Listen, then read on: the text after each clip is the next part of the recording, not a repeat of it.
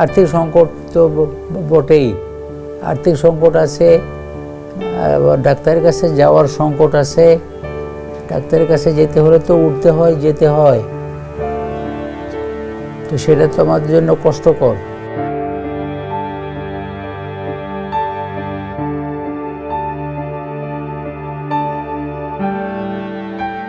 বাংলা ভাষা আন্দোলনের অগ্রগণ্য সংগ্রামী কবি ও প্রাবন্ধিক আহমদ রফিক আর আমাদের মাঝে নেই। ৯৬ বছর বয়সে বৃহস্পতিবার রাজধানীর বারডেম হাসপাতালে তিনি শেষ নিঃশ্বাস ত্যাগ করেন। লাইফ সাপোর্টে থাকা মুহূর্তে শিক্ষাবিদ ইসমাইল সাদি তার মৃত্যুর খবর নিশ্চিত করেন।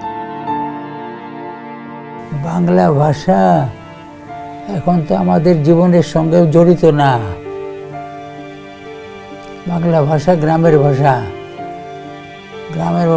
বাংলা ভাষা গ্রামের লোকদের ভাষা।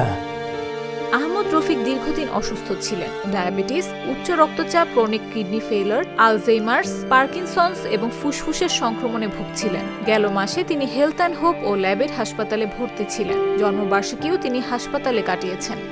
ঘুম হয় না, ওই সকালের দিকে একটু ঘুম হয়, আর সারা রাত জেগে থাকি।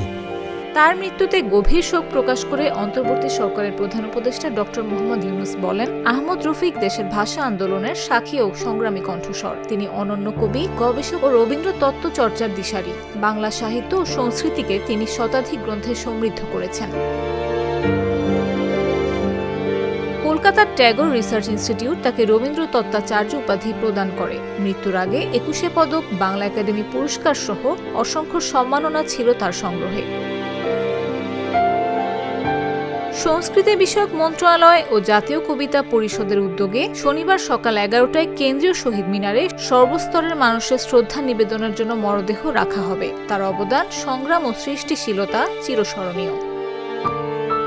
নিউজ ডেস্ক, জাগো নিউজ।